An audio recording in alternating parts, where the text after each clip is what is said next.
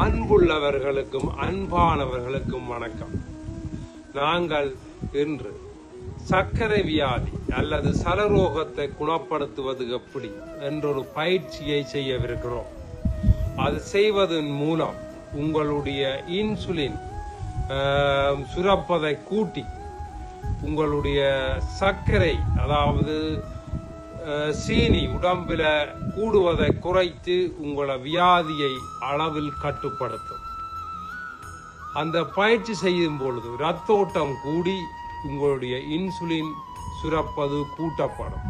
காலுக்கு நல்ல உறுதியும் வரும். தொடர்ந்து அந்த பயிற்சியை கண்டுகளியுங்கள்.